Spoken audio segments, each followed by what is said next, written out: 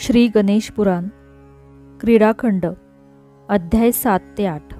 या अध्यायामध्ये धुंधुर आदी दैत्यांचा वध आणि चित्ररथ गंधर्वाचा उद्धार या कथा आहेत। श्री गणेशाय नमः। सूत म्हणाले, श्रोते हो, गजाननाने कश्यपांच्या घरी महोत्कट या नावाने अवतार घेतल्याचे वृत्त अंतर्ज्ञानी ऋषींना तत्काळ समजले। देव आणि वसिष्ठादी थोर तपस्वी मोठ्या उत्सुकतेने त्याच्या दर्शनास आले। त्या गोंडस गोजीरवाण्या बालकाला पाहून सर्वांना फारच आनंद झाला।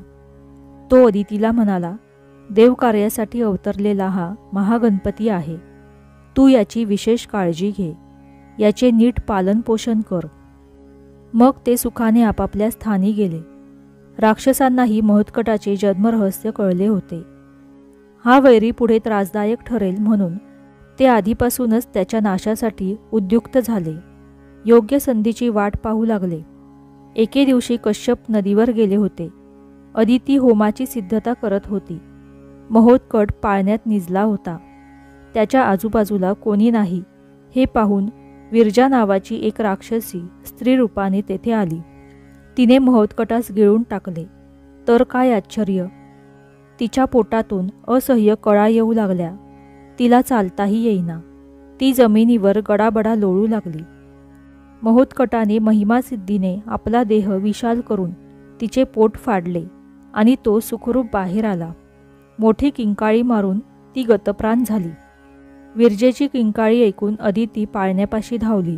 त्यात महोत्कट नाही हे पाहून तिच्या काळजाचा ठोका चुकला। ती तशीच अग्नाकडे धावली। तेथे एक महाकाय राक्षसीन रक्तबंबाळ होऊन मरून पडलेली दिसली।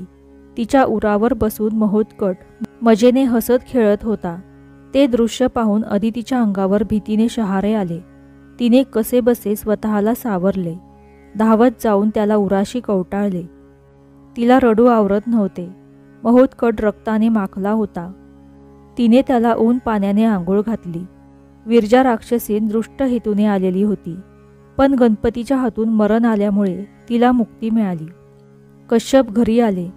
अदितीने त्यांना सर्व प्रकार सांगितला। तेव्हा ते हसून म्हणाले, प्रिये, आज या महोत्कटाने त्याच्या अवतार कार्याचा शुभारंभ केला आहे बरं।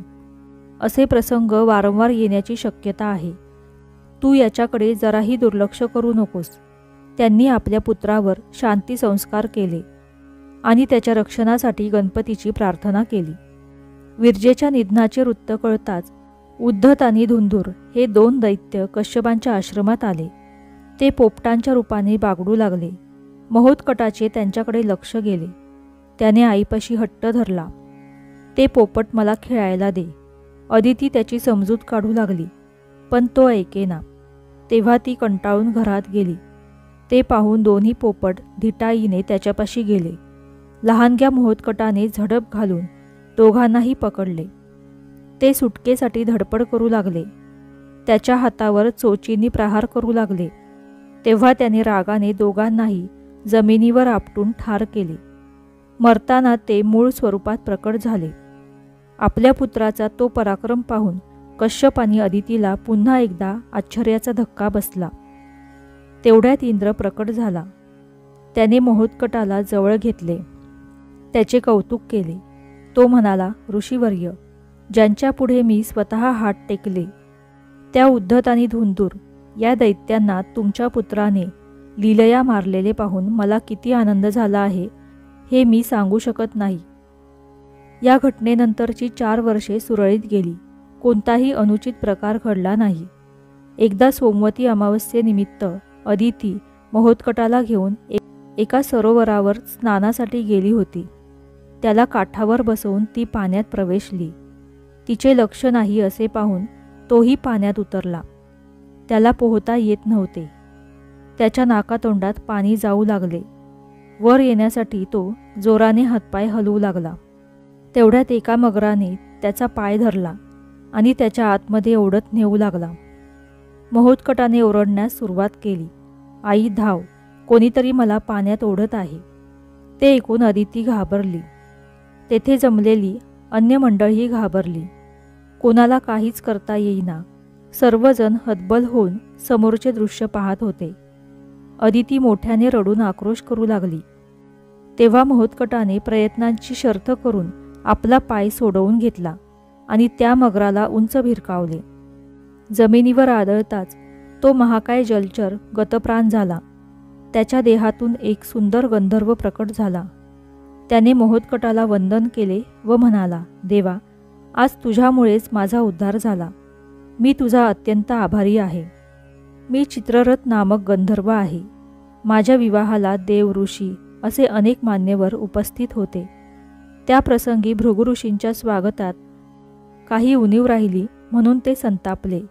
त्यांनी तू मगर होशील असा शाप दिला. मी त्यांची क्षमा मागितली. मला उशाप द्या अशी विनंती केली. ते म्हणाले, कालांतराने गजानन कश्यप पुत्र महोत्कट म्हणून अवतार घेईल. तो तुझा उद्धार करील. हे त्यांचे वचन आज खरे झाले. सर्वांना वंदन करून चित्ररथ आकाशमार्गाने गंधर्वलोकी निघून गेला. अशा रीतीने श्री गणेश पुराण क्रीडाखंड अध्याय 7 व 8 समाप्त. श्री गणेशाय नमः. श्री स्वामी समर्थ.